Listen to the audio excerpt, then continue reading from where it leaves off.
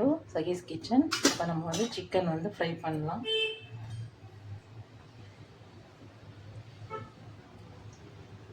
எண்ணெய் போட்டுக்கலாம்.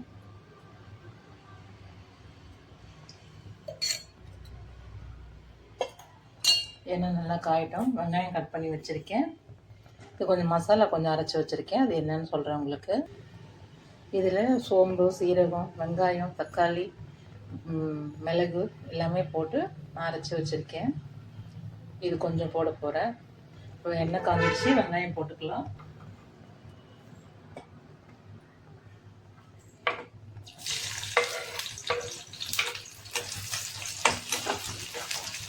வெங்காயம் நல்லா வதங்கட்டும்.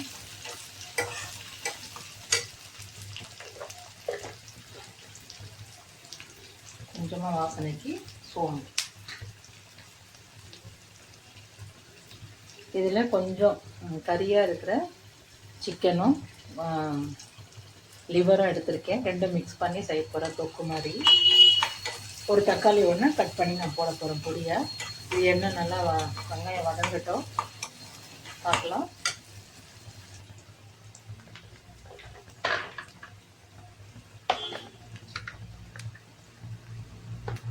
இல்லை கொஞ்சம் மஞ்சள் தூள், இதுவும் கொஞ்சம் வதங்கினதும் நம்ம வாஷ் பண்ணி வச்சுக்கிற சிக்கனை போட்டுடலாம். போட்டுட்டு அது நல்லா கொஞ்சம் வதங்கட்டும். வதங்குறதுக்கு இதுக்கு எல்லாம் தேவையான அளவு உப்பு போட்டுடலாம்.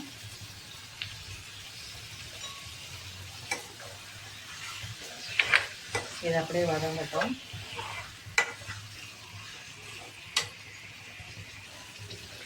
இப்போ இதுலேயே வந்து சோம்பு, சீரகம், மிளகு அந்த பொடி அரைச்சி வச்சுருக்கேன் எப்பவுமே வீட்டில். அது நல்லா ஒரு 3 ஸ்பூன் போட்டுக்கிறேன். மிளகாத்தூளோட காரம் வந்து கொஞ்சம் குறைச்சிக்கலாம். 1 ஸ்பூன் போதும். வேணும்னா சாப்பிட்டு பார்த்துட்டு போட்டுக்கலாம். இது நல்லா அப்படியே எண்ணெயிலே வதங்கட்டும்.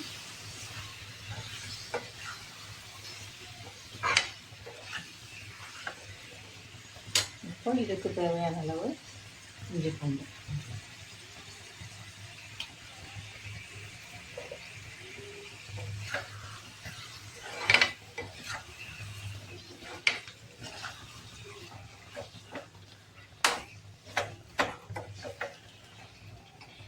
கட் பண்ணி வச்சிருக்கேன் ஒரே ஒரு தக்காளி.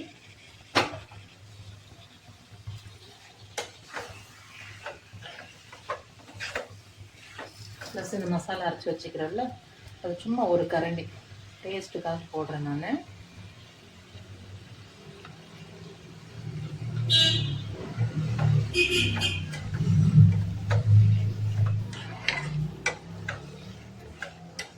இந்த மாதிரி செஞ்சு பாருங்கள், ஒரு டிஃப்ரெண்ட் டேஸ்ட்டாக இருக்கும்.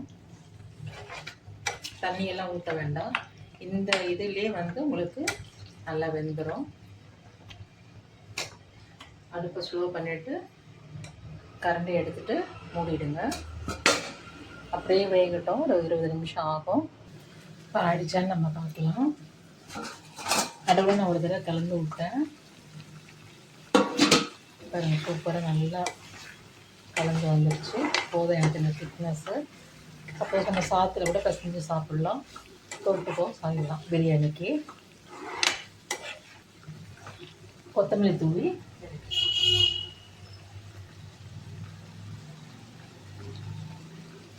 ஸ்டவ் ஆஃப் பண்ணிடுறேன்.